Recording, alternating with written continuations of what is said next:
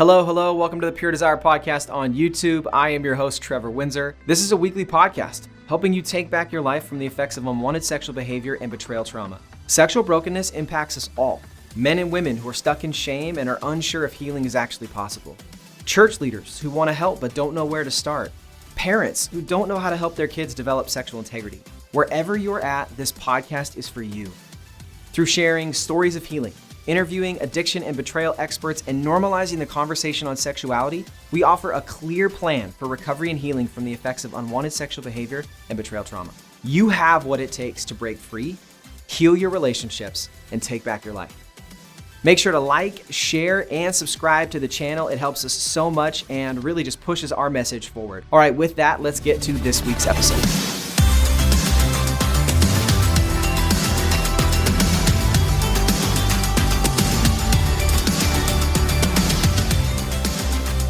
Rich and Ashley, thanks for being here with us. This might be one of the very few times where we've had someone on Zoom and someone in person at the same time. Either way, we're glad to have you both with us today. Oh, it's awesome to be here. Yes, I'm excited to be with my partner. Why are you laughing? Because I haven't said the full thing. I know. I'm excited to be with my partner and crying is what I was going to say. That's fair. Okay, so I'm not going to spend any more time on Ashley's intros, but today we are in week 3 of our Pure Desire Foundations series. We've looked at biblically based and then clinically informed, and then here we're talking about the group's approach, something that is so central to our philosophy of healing and recovery. And as our associate group directors, both men and women represented here, felt like an easy conversation to have with you guys as to why this is so foundational to what we do. And not even just why it's so foundational, but why it works, why it's so effective when it comes to recovery from sexual addiction and healing from betrayal trauma. So let's just get into it. Can you both, and this is more of like a history question, just so we can maybe lay some foundation. Can you both tell us briefly about how you first personally got involved in a Pure Desire group? And then, just flex a little bit. How many Pure Desire groups have you led? Okay. Well, it's a great question. Short story, as many of you listening, and if you haven't heard my story, it's on a couple podcasts, I believe. We'll put it in the show notes. That's how I came to PD about 26 years ago now. And, have been involved really from the beginning, and ministry saved my life. I wouldn't be here without it. Mm-hmm. Ted got a hold of me, and he's just poured into me for the last 26 years, and through him and Diane and Harry, and just back in the early days, really getting connected. It's been a lifesaver, and I've done,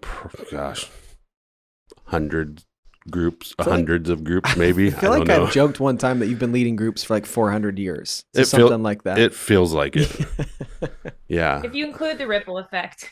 Yes. There you go. That's true. That's good. Yeah. And through that whole time, multiple groups throughout the year. So that's why I'd say it's probably, I can't put a number on it, but it's a ton. Yeah.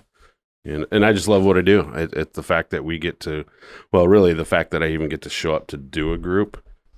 I could do it here, or I can do it in prison for 24 more years. So there's a big... Yeah. There's a little cliffhanger to go listen to Rich's story. Yeah. Ashley, what about you?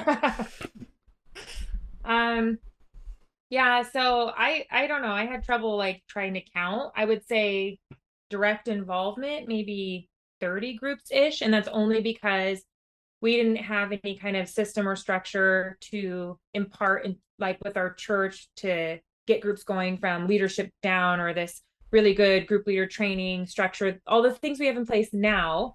And so it really was, I'm starting a group. Okay, you got it. I'm starting a group. Okay, you got it. And so if you've heard my story, within the first 3 years at my church, I started probably about 25 groups, either directly or just finding the leader and placing them in there and really holding their hand through it. And just continuously over the last 9 years. So it's been since 2013. When we got plugged in with Pure Desire because my husband needed it. And when I saw how applicable it was for me with the struggles that I've had in the past. So from the addict side, before I even recognized my need to get help as a betrayed spouse, I just recognized that addict material first.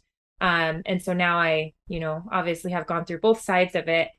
But that's how we got involved. And then just having the passion to not have any other woman feel the way I did, like there was nobody else out there doing this, and just going and starting groups and then starting another one and starting another one. So about maybe 30. So you guys are clearly experts in this area. You've got a lot of experience in the groups and in your own story. And so let's dive into this topic. When we say that Pure Desire takes a group's approach, what do we mean by that? And why is that such an important aspect to someone's recovery and healing journey? Well, I know, Rich and I have been working together now for 7 years, overseeing the groups department, and time again, we just see how people find healing in groups. Rodney, who's on our board, and lots of people know him and love him. He was a really good example to me because, he found his healing over 20 years ago with a certified sex addiction therapist. But he will tell people that it wasn't until he joined a group that he was leading for us at the church, where it really just shattered the walls of shame, because you're finally sharing it with your peers. You're taking it outside of just this individualistic healing, and you're being confident in who you are, regardless of your story and your past. And so sharing in a peer group, we talk about how if you share your story and your narrative in a group that's safe, it lights up all these different neural pathways in your brain that you can't get any other way. And so it just brings a deeper level of healing and also confidence in who you are in Christ, and that your story is maybe part of what shaped you, but it's not what identifies you, and it's not who you have to remain to be. Yeah, and I would just add a little bit to that. I mean, what she said is great. I think, oftentimes we hear, just like she said, so many people are in counseling and that's all they do, which is great. I mean, at least they're getting something, but counseling can make you feel very isolated and not connected with anybody. And that's why the group's approach is so important. You can't do it by yourself. Even with a counselor who you may see once a month, you just can't do it by yourself. It takes that approach of wounded in community, healed in community. Yeah. And so how as iron sharpens iron, one sharpens another. That's that group's approach, where it's really important that, okay, I'm not the only one. There's another 6 or 7 guys or women we're all struggling with the same thing, and I don't have to do this on my own. Yeah. If I was just in counseling, well, I could tell you from my own history, when you go back to the court-ordered treatment part of my story, that alone, which is counseling, the recidivism rate is so high because it's not a group approach, even though even though they have a group approach in their system, but it's nothing like the accountability piece that we do in our PD groups. Yeah, and I think that the group's approach is so opposite of how we've been living life in addiction. It's isolation, it's pulling away, it's not being real and honest about what we're going through. I think I've heard, Nick, you say this a number of times, that in this community approach, this group's approach, you're experiencing the vertical love of God at a horizontal level. Like God's people are the hands and feet extending that love and acceptance to you. And that, when you're in an addiction, is so opposite of what you assume, about yourself. Yeah, there's something so powerful that happens when we tell our whole story to other people. And for a lot of men, and particularly on the struggle side, the addiction side, for a lot of men and women that have struggled, they've maybe really only told their story to God, or to another person like a counselor. And in that regard, those are people that cannot reject us. If we believe in our faith, God doesn't reject us, which most of us thankfully do. Or the counselor or pastor or priest, in many ways, it's their job to hear our confession and work with us. But many people have never told their story in a circle of their peers, where there is that fear of rejection. There's that fear of, will I be treated differently? Will people look at me differently? And so in a group context, when we're able to start telling our whole story and all the parts of it and the pieces that many of us swore we were never going to tell another living being, we're going to take it to our grave, and then we say it out loud in a group. And instead of condemnation, we receive acceptance and grace and support. It changes us, and it changes us in a way that nothing else can if we don't have that opportunity. And does that mean that a group is the only place you can tell your whole story? No, but I think the kinds of groups that Pure Desire sets up create an environment that is safe, that does enable that kind of sharing that most of us, I would say in my life, I have not had any other place with that level of safety and confidentiality that I would have felt comfortable sharing some of the things that I have. And so I think that's why group is so absolutely essential, because until we've told our whole story, there's just pockets of shame. There's pockets of just old patterns and behaviors that will continue to trip us up. And that's why groups are just so important in this process. So let's get into that a little bit more. Like, in what ways does this group's approach show up in our ministry, in our philosophy, how we help people? Yeah, I think, Nick really kind of touched on that just in the last question, but I really think that the approach of wounded in community, healed in community, I mean, that's such a big piece. We say it a ton. I mean, it's almost like one of our big mottos. It should be a t-shirt at some point. Yeah, for sure. And it's really at its core, it's kind of the foundation of what we do. That's where men and women come together, where they find their first safe place to even talk about what's going on in their life. And we've created that safe atmosphere for them to do that. And then out of that launches into counseling, all the other programs that we have and the things that are available for them. So I think it's at its core, it's such a foundational piece. And then what's great about it, whether you don't have to go, if a church doesn't have groups, I always think it's like, well, your church doesn't have groups yet. Because now, Trevor, you're going to a church across town, you're going to that church, and you're finding healing there. And then eventually you can go take it to your church. So that's, sometimes we don't think about that when we're starting in the group process, but that is one way the ministry grows, is men and women are seeking healing in churches that don't even have, or because their churches don't have groups. And then they go back to their church, they launch that, and it just, the ripple effect from there. So it's really just a big piece of what we do. I mean, like I said, just in my life, got a couple 100 groups or so. Yeah. And it's just you keep showing up, you keep getting healing, and you just pass it on, pay it forward. Yeah. I kind of think of us in our ministry as a bridge, because, there's some people that maybe can't see a specialist like in medical care, but they may be able to see, just this free clinic for something. And I see the way we partner with churches in volunteering, like volunteers getting into our training and taking it back to their church. It's this big gap that we have between people being able to afford a therapist or doing nothing. And so that's where I see our ministry filling this huge void that we have in society. Really, if anybody's ever struggled with mental health issues or just how hard it can be to get the quality of care that you need, I feel like our groups department and what we do at this ministry with groups and partnering with churches and training leaders and offering all these free resources is just bridging that. And so a lot of times people come to groups and we really encourage them to get counseling, but they would have never known they needed counseling unless they had somebody invite them to a group, or they had that person who's on fire because they've experienced healing come back to their church and say, this works. I can tell you it works because this is my story. And so I just feel that we're just bridging that distance between people who are hurting and getting the care they need. And sometimes, they're halfway across the bridge and they're ready to make a little offshoot and invite other people onto the journey. But it's just a really good way to reach people who wouldn't otherwise be reached. If you look at everything we do as Pure Desire, we have a lot of resources and tools and blogs and podcasts and products and services, but ultimately everything is designed to funnel people into groups. And if you spend much time on our website, you're going to figure that out. Like, these other tools can help me, but at the end, they're all telling me, so take your next step, join a group, get plugged in, start a group. And it's just because of our core conviction, like we're already talking about, that's where healing and change takes place. And that outside of group, Ted Roberts said it all the way back in the book, Pure Desire, is like this needs to be lived out in a group context. And so that was kind of my experience of realizing if you try to do these principles, because you can read the book Pure Desire or some of our resources, if you try to live these principles out by yourself, it's just not going to work. They're based on a group context. And it's even written into our vision statement as an organization, which says that our vision is to catalyze transformation in the church by helping them create sustainable group ministries for men and women. And when that happens, we just know it changes the culture of a church. It creates that safe place.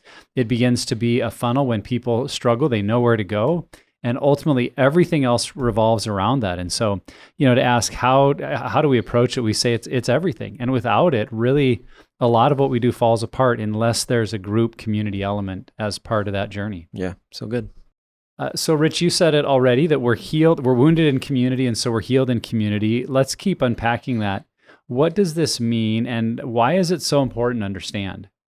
One of the quotes that I was thinking of is from Johann Hari that says the opposite of addiction is not sobriety, but human connection. And we at Pure Desire truly believe that. And a couple examples I can give from my personal life.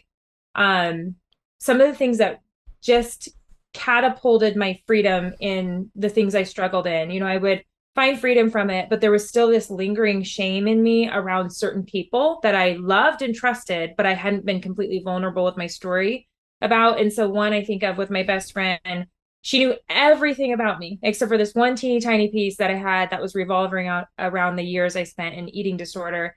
And I finally said, okay, I don't want to ever feel this little like nagging that there's a part of me she doesn't know, and there's a part of me I'm afraid for her to get close to. And so one of the nights I just said, I have to tell you something. There's one piece of my life that you don't know.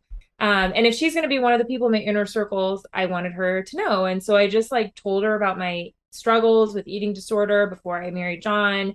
And that just like broke down these walls. That then she shared something. She's like, there's also one piece of my story that you don't know. And I'm like, what? Because we've been best friends since we're 12 years old. So we thought we knew everything. And it just like brought us even closer and brought this freedom to where now when it makes sense to talk about that part of my life, there's no shame. There's no avoiding the conversation. There's no weird withdrawal or manipulating the conversation so that we don't get too close to that. I just truly believe that when we know we're accepted for who we are, and we know that we can struggle in real time with some of these people that are trustworthy and safe, that it brings a freedom to us where we don't feel like we need to continue hiding, which then leads to isolation and which leads to more addictive cycles. So, yeah, I just think that connection is important. And it doesn't mean we need to stand on the street corner with a sign to everybody, because not everybody's safe. But it does mean that we should have a few people in our life that do know everything about us and are willing to walk alongside us. Yeah, don't have a lot to add because that's a great answer. Yeah. I would just say, looking back 26 years ago, our first Pure Desire group that Ted says, hey, go to this group. We met at 5 a.m. in a little pizza place in downtown Gresham. And the leader at that time, I'll just say Mike is his name. I'm still good friends with him.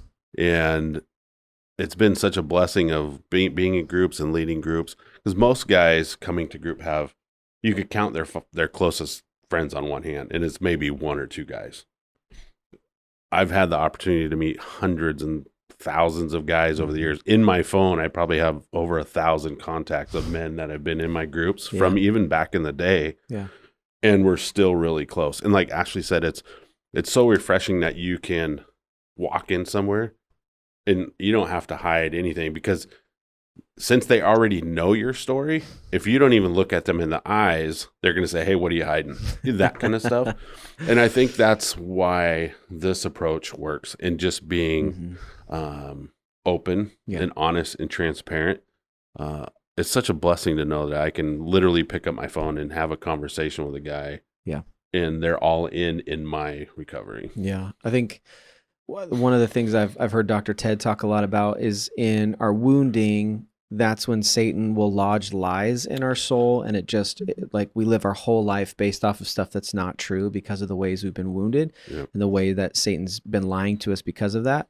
And I think that being in group, and I've shared story after story on the podcast about it, in my own recovery journey, that those lies get deconstructed when you start to be honest and real in group.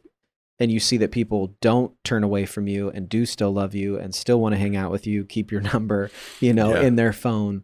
Like that then destroys that lie that I believed, and then tells me a truth that, a truth that really does set me free, that it's okay to be broken and it's okay to not have it all figured out and to have struggles, and I can still be loved. And I think that is just why this is such an important piece to what we do. Yeah, and I think some people might hear that quote and struggle with the beginning part of, what do you mean we're wounded in community? Or another way to say it is we're wounded in relationship or relationships. And those words could somewhat be used interchangeably. But then when we look back at our story, the deepest wounds were in the context of relationships. That it might have been an incident that occurred, or the football game, or the party that we attended. But if we really unpack the story, it's know that someone that should have been safe was not. Someone that should have been trustworthy broke that trust. Someone that should have been respectful or valuing of us devalued us or hurt us. Someone that should have been should have protected us instead hurt us or abused us. And in all those relationships, that's what communicates identity, value, and worth to us, is what we see through those core relationships, especially early in life. And so because that's the context and the nature of our wounds, it's a healthy version of relationships where a person that was supposed to be trustworthy was trustworthy. A person that was safe. A person that should show us grace and value did. And our brain actually picks up on those cues and relearns from it who God intends us to see ourselves as. But it's only in the context of relationship. And so I think what we want to be clear to say is when we say we're group-based, really we're saying there's a relational community approach to healing. And we find that the group context is where that happens best. It's not that there's something magical just about being in a group, although, I mean, there's a lot of benefits to it. But it's the relationships that take place and what it communicates to us that ultimately becomes a major part of our healing. So let's just unpack, maybe being more specific. When it comes to a pure desire group, how do those differ from a traditional small group? You know, it's funny, Nick and I, even before recording, we were talking about, I had originally titled this episode Small Groups Approach. And he was like, well, people are going to assume something when they hear that. And that's so true, that when you hear small groups, you think Bible studies, or you think, you know, something. Book study. Yeah, things like that. So how are pure desire groups different from traditional small groups or even accountability groups? Yeah, I think the one thing that really stands out just out there is it's very structured. You know, a Bible study, you go to a Bible study, it's kind of open. You know, a lot of those groups are. Even some of the accountability groups are kind of a little bit of an open format.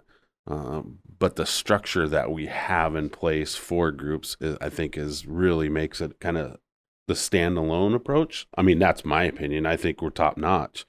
But a lot of time, and I've worked with guys that have been in so many different kind of recovery groups, and then once they get into a 7 Pillars group, they're like, oh my gosh, this is incredible. I don't know why I haven't heard of you guys before in the approach.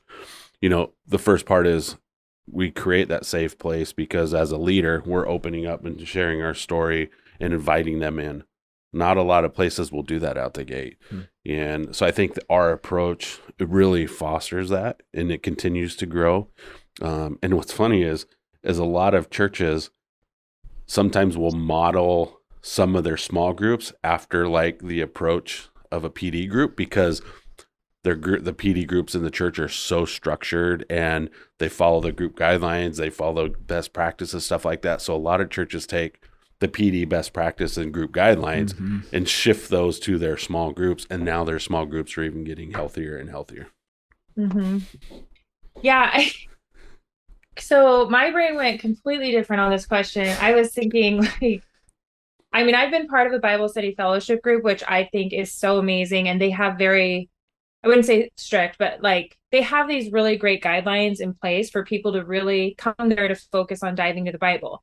So I do feel like there are a few other ministries that have these amazing guidelines in practice, but I don't feel like there's any other ministry where it's like, I can come and say, I'm really struggling with trust and I'm a crazy mess right now. And I took my husband's phone to work accidentally so that he wouldn't have it at home. Or I'm learning how to have an orgasm so I can want to have sex with my spouse. Or we had sex last night and I started having anxiety. Like there's just so much that we can talk about in my women's groups on both sides, the struggling spouse, or I'm feeling sad because I have to let go of my affair partner. Like, is that normal? What other Christian group can you bring those things to group and wrestle with? I think that's what makes us unique, is that we have a heart for health and we have a heart for marriages and we have a heart for wholeness and vulnerability and relationships and all the things that are good that God put in us. But we also can say, Sarah, I need you to take my calls for the week because I'm going through a really hard time with my husband right now, and I need you to take my calls because we can be vulnerable with each other while still pursuing these things that God wants for us. And I think that's what makes Pure Desire different.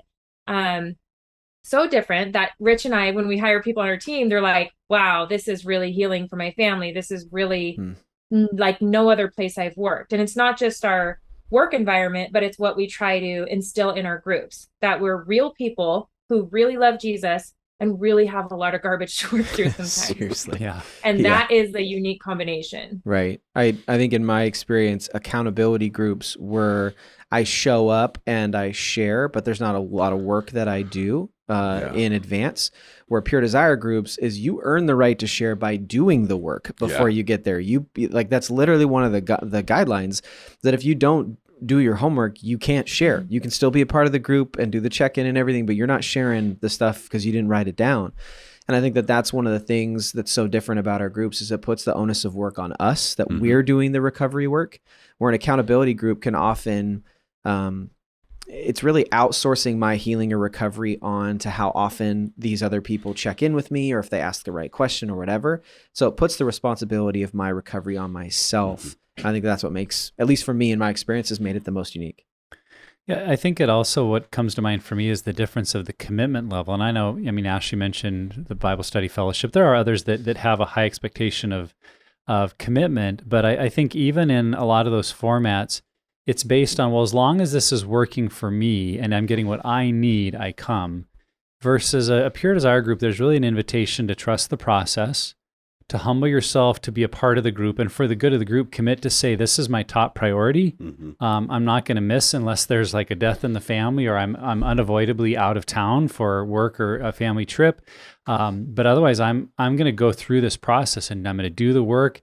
And it's not come when I feel like it. You know, I think of many people maybe have the AA group model come to mind. It's like, hey, when you need, go to group. And if you need, share. But if you don't need, like, you know, it's kind of your call, where we say, no, you come even when you don't feel like it, because this is a commitment you've made, and you've made that to the group as much as to yourself. And your presence there, your participation is going to be equal to everybody else's. So it's not just, hey, if you feel like it, share. It's no, we're all walking through this together. Now, I would say on the Betrayal side, there's more flexibility of when you're not ready to share. There's no pressure. You know, we're not, forcing that. But particularly in an accountability side for men and women overcoming sexual addiction, there's an expectation you're doing the work, like you said, Trevor, and then I'm going to come and I'm going to process that. I'm going to be open and real and vulnerable, because we've just found that if you're just showing up and sitting in the room, you might as well not come. I mean, you'll learn a few things, but it's not going to transform you. And I think that commitment level is really what distinguishes it from anything I've done before. And then the last piece I'd say too is the commitment that comes on the back end of group, where at the end, I don't leave the room until I've committed to what I'm working on. What's my next step? And that commitment to change of, here's my priority the next week, and I'm going to reach out to others and tell them how I'm doing, I think is part of the secret sauce, that if groups just end with, all right, well, everybody go out and, apply this to your life, as the typical small group does, I may go out and work on something, or I may on the drive home forget what we even talked about and never think about group again till I show up the next week. Yeah. And that's the typical small group. No, this is, here's my focus. Here's what I'm committed to, and here's who I'm committed to tell. And when I'm walking in that week in and week out, it's so much more than just showing up for a couple of hours one night a week.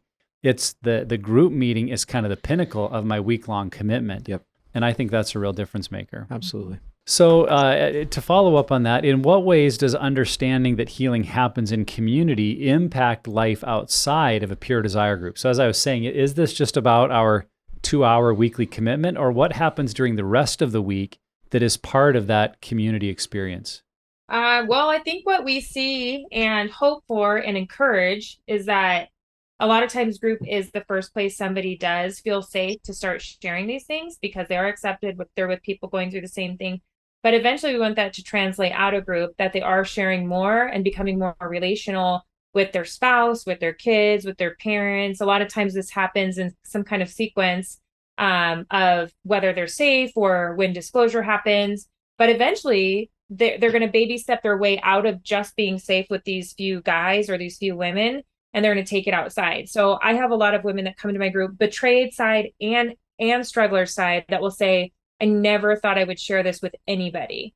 And that is always like music to my ears, because I know that's the first step. We're so early in the workbook. I know that's the first step for them being able to feel safe to maybe share it with a sister who's struggling, or to be able to be honest about what's going on in their marriage with maybe a parent. And like I said, there's so many variables. Sometimes it depends on the health of the people around you, but we want people to get to the point where they can live in their own skin and feel free in their own story, and know that their story is just a part of what's happened in their life. It's not something that needs to identify them. It's not something that needs to shame them or hold them back. And so just using that vulnerability, and I've seen this apply to my kids. I could have been called controlling, I mean, still, but controlling, helicopter, like all these things. But for my kids, they said, as I've shared more, at least it's made more sense to them. So when I say, I don't want you to do X, Y, or Z, I don't want you to go here, I don't want you to spend the night here, it's made more sense. As I've been comfortable with my story to share. Like I shared, I had sexual experiences with other girls from, 6 years old to 13 years old, or in that time, that age range, in my group first. That's where I felt safe to share it. And I felt safe to share it because somebody else shared it. And then I was like, oh, that's what that is. I never even had categorized it that way. And then once I categorized it that way and recognized it and then shared it, I became comfortable to go, this is something that happens to people. And it doesn't mean that I'm a bad person. It means it's something that happened to me, something I went through. And then I was able to share a level of that with my own daughter, which then translated in her telling me right away when something even remotely close to that happened to her. She felt comfortable to tell me. And so I feel like the vulnerability and experience I had in group directly impacted my family tree and my daughter repeating some of those patterns. That's awesome. Manuel and I went to our church yesterday and we spoke to the PD. We had a Christmas thing with our PD groups last night. He talked about, which I thought was a great perspective. And we've talked about it before too in some podcasts and stuff. It's like, we start in group and the healing takes place in group. And we had about 35 guys there last night. And he got up and he shared, he says, it represents 35 families, which represents 35 communities and neighbors and friends and all that stuff. So the healthier we get in group will translate into, like Ashley said, healthy family, healthy community. Because as we risk in group and learn how to be vulnerable, our circle of influence changes, because now it's like our circle of influence, the friends that we had pre-Pure Desire, is now not the same guys necessarily I hang out outside of Pure Desire. That's right. So 99% of my close friends are all PD guys. Yeah. And so that's just that health so as we get healthier, our healthy friends outside of group start to grow. Yeah. And then what I also see, what I love is a lot of churches are only, I won't say only, but in a sense, only as healthy as the men in their church. I've heard that's been said quite a bit. And when you see the guys getting healthy in a PD group, their families are changing. Now that family becomes they're volunteering in other areas of the church, because now they're healthy enough to walk into a church, say, I'm at a place where I can lead a Bible study. So they're not always in a PD group. Maybe they're leading, but they're also serving in other areas in the community. Yeah. I'm not currently in a Pure Desire group, but one of the ways it's recently, what it's taught me, and this, I'll just give a recent example, is it's taught me the importance of sharing and reaching out when something difficult's going on, if I'm feeling triggered, if I'm struggling with something. Even just recently with my wife's surgery, and then we're having some complications with my oldest son. Like, I've been able to reach out and just say, hey guys, today I'm just really struggling. I don't trust the Lord. I'm really afraid something's going to happen, whatever it may be. And I've found that even just doing that practically, as small as that seems, opens up the opportunity for them to encourage me, to pray for me, to love on me. And then also there are times when I share things like that where some of the anxiety I had goes away a little bit. Some of the fear that I have goes away a little bit, where God can minister to me as I'm being vulnerable and sharing. And so that's just an extension of what I've learned and experienced in a Pure Desire group and how it's playing outside of that context. Yeah, what I think happens outside of group is when you are in the midst of those situations, just like you're describing, Trevor, or also, if we're on the addiction and struggler side and we're triggered, or we're in a situation, we feel that old engine starting up and we're going back down the tracks towards our addiction. For many of us, we spent years or decades going, well, who do I even tell? Who can I reach out to? Who would understand? Who's available? Well, when you have a group, you know who to call. You know who's available. They've told you. And even if it means you're leaving a message with someone, it's someone that cares, understands, and is going to follow up and have the kind of conversation you need. And the power of that, of just going into moments, because sooner or later in this world, we all do end up alone, meaning we'll be home alone one evening. We'll be the last person in the office. We'll be driving we'll be alone. And in those moments, to not know who to reach out to is paralyzing. But to have a group and know I'm never truly alone. I've got people that got my back, and I can handle this responsibly. That's a difference maker. The other thing I've seen personally that I think impacted me the most was just how group trains us to not avoid pain, but to face pain. Yeah. And that impacts every area of our life. It's impacted me as a dad, as a husband, as a boss, as a pastor, as a friend. It's like, I'm not going to avoid the awkward conversation. Like, if it needs to happen, let's lean into it. If I'm feeling run down, kind of like you were sharing, Trevor, something's on my mind, like I need to find someone and share it with, not just bottle it up. And I tend to be kind of a stuff it down and move on with life kind of person. So having that change of perspective, I think that's where we begin to live in the kind of authentic community we develop in groups starts to spill over into all areas of our life, even if the people we're being more authentic with maybe don't know our whole story. Maybe they're not safe for our whole story, but that does still change our relationship with them because like, hey, we need to talk about this, or we need to address something that in the past we maybe would have just totally avoided and made it a further part of our isolation pattern. Yeah. So what do we say then to, because this story that, some of us have, that a lot of us have, can be super isolating. What if someone doesn't have a large community around them? They only have one close friend, or maybe it's an online, community they're a part of. What do you do with that? Like, how do you encourage that person? How do they break out of that isolation if they feel like they're so isolated? Yeah, that's a great question. It's we hear it a lot. And that's probably the biggest thing for the online groups is like, well, I don't have anybody local, or maybe I have one friend. What I tell the guys is like, especially with online groups, it's like, hey, you can still meet somebody for coffee. You just do a Zoom coffee meeting, and you still invest in relationship. And it's one of those things that it's healing at all cost. And if that means I have to set up another Zoom meeting just to be in connection with somebody, and part of it is the guys that aren't in community, the men and women that aren't in community and they're in an online group, it's probably because there's nothing local for them to get to. And because there's nothing local to get to, they're not at a place they want to share with people that don't even know what's going on. The church hasn't made it safe for them to share. Nobody's going to understand. So in the online setting, we just had to be creative on how to create that community aspect. And one way is, a great way is just the PD events that we have throughout the year. It's like, hey, I'm going to this event. Can you make it? Try to get your online group there. That kind of stuff. So you just have to be creative and encourage that, because that we hear that a lot. It's like, especially some of these guys that are in the middle of nowhere and they're like, man, what do I do? It's like, hey, if you want to meet for coffee, we'll just get on a Zoom call.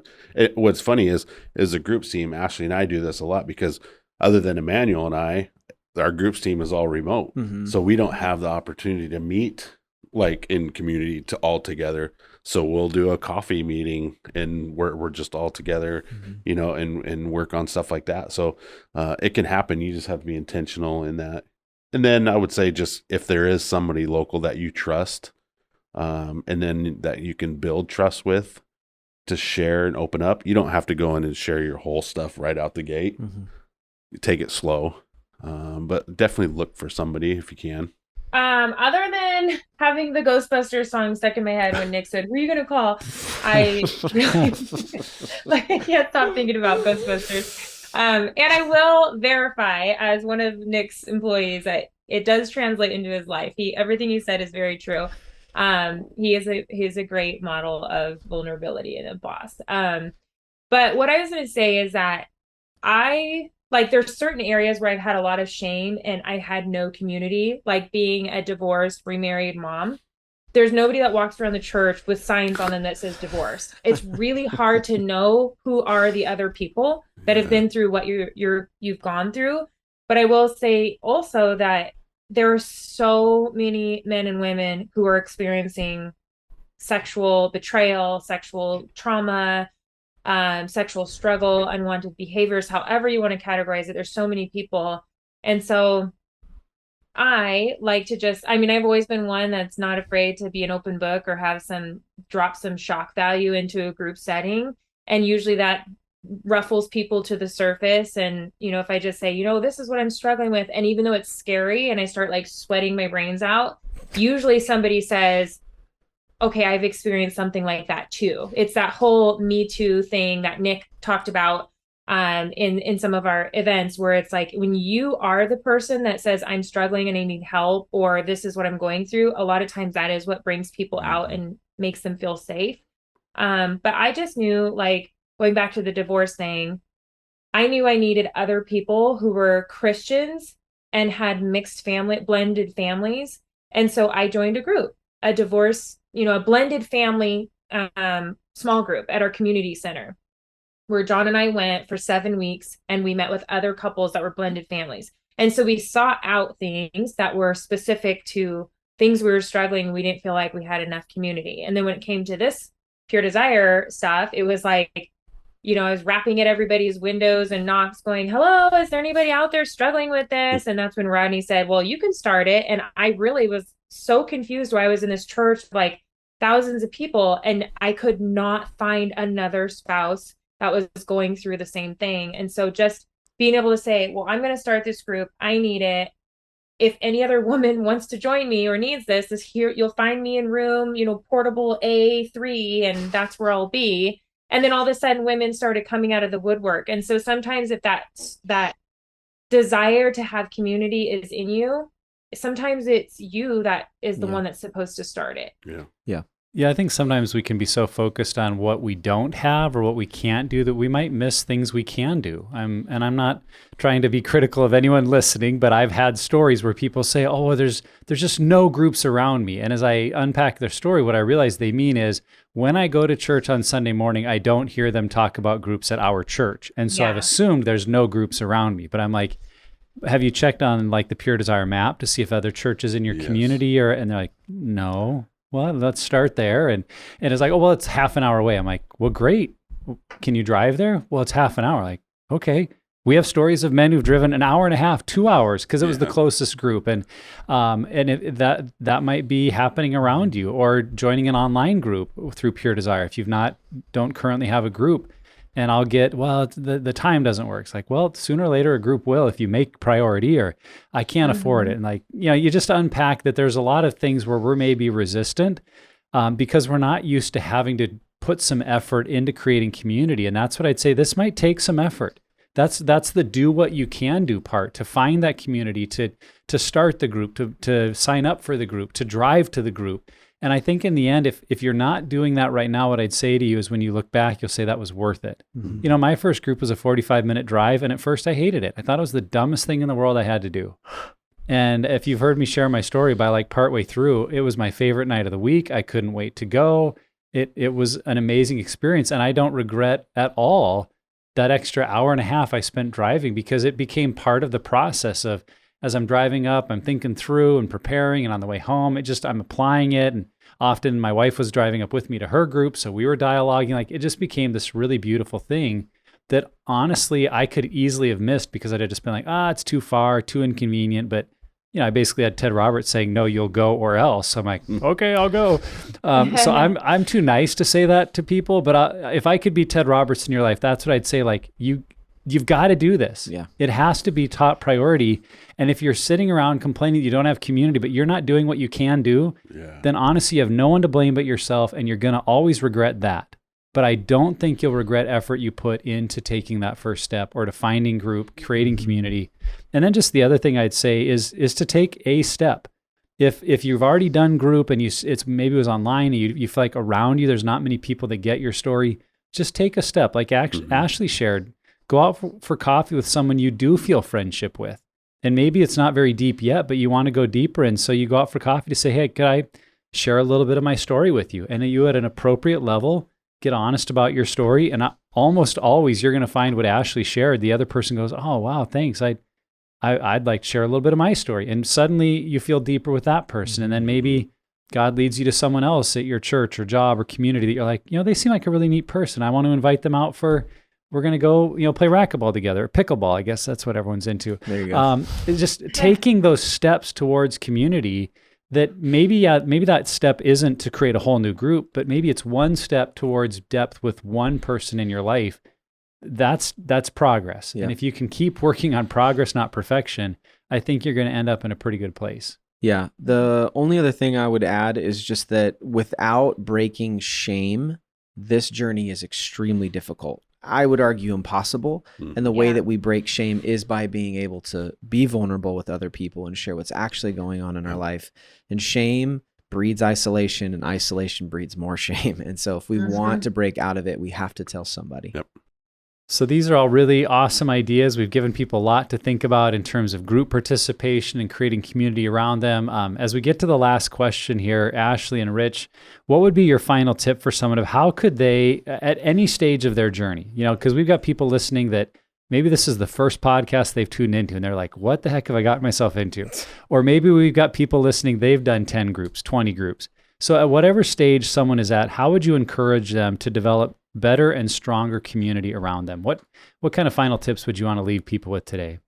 Well, one thing I was thinking of when you were sharing just about like the obstacles we might have to overcome with being part of a community is that I think a lot of the women that I speak to that have some of those obstacles is we're afraid it won't work. Like we have no problem driving 2 hours to a specialty clinic if our child needs a certain MRI, or if we're buying this car and it's the exact one. Like we know there's going to be a guaranteed result. And I think that's what holds people up is like, well, do I want to spend $700 for an online group, or do I want to drive 2 hours for this free group, which 2 hours is like 2 to 4 podcasts that you could be listening to during that time, just to point out. So it's part of your healing.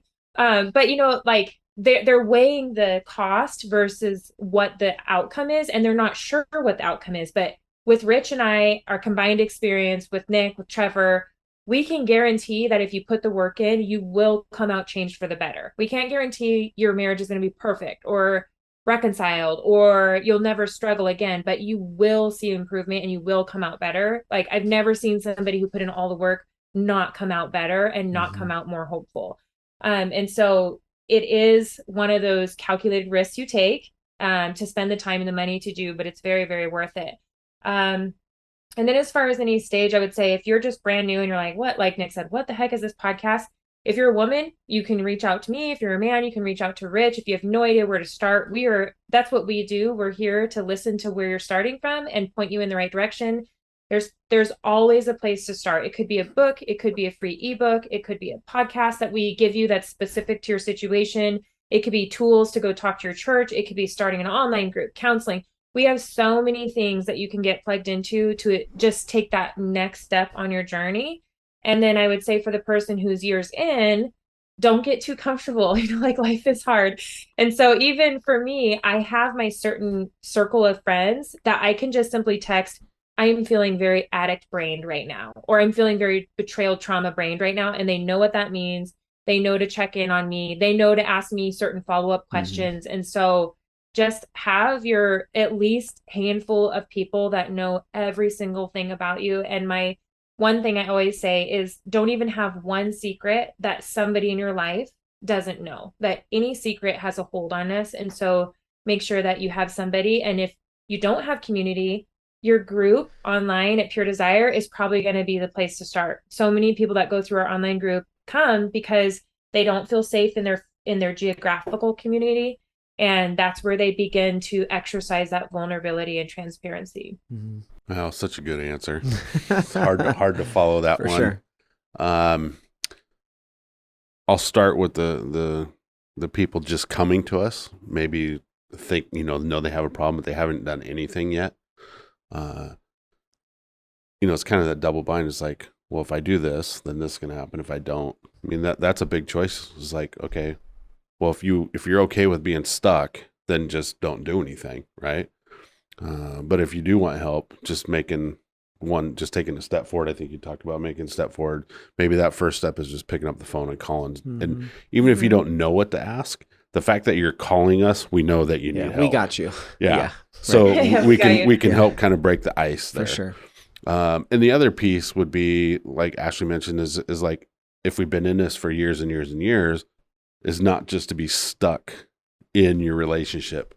I love what you said, Ashley, about not having people in your life that don't know about you. So don't keep secrets from the people in your life.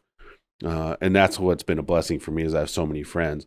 But as I lead more and more groups, my friend pool keeps increasing, especially now that I'm leading pastors groups. It's like I have these pastors around the world that are such close friends now, which is great. And then so investing in them, me being honest, investing in them, and then they go out and then they reach out and they're leading groups and they're starting in their church. I think that's just really key, is always risking in relationship, because every time I tell my story to the very first group, the next group, when I start one in January, I got to start all over again. I still get emotional when I share my story. It's not any easier, because the enemy, every time I share it, tells me that I'm worthless and I'm a piece of garbage. So, but I have to go through that process. And that's the part that's really healing for me. And I know it's just as healing for the men in group, because now I just shared my junk. Yeah. And now it's okay for them to share their stuff. When I think about developing better and stronger community, what just came to mind is like vulnerability and honesty breeds intimacy, and intimacy breeds more vulnerability and honesty. And it's just the cycle that continues to grow deeper and deeper. And when intimacy, which is really what we're describing, is people who know everything about us and who have real relationship with us, because intimacy is so much more than, what we can be traditionally taught that it's sex. It's not. I mean, intimacy is knowing and being, known. And so I think that that's just the thing, is that if you can be vulnerable and you can be honest, and we've said it a lot on the episode already, that you're going to be surprised at how vulnerable and honest other people feel like they can be.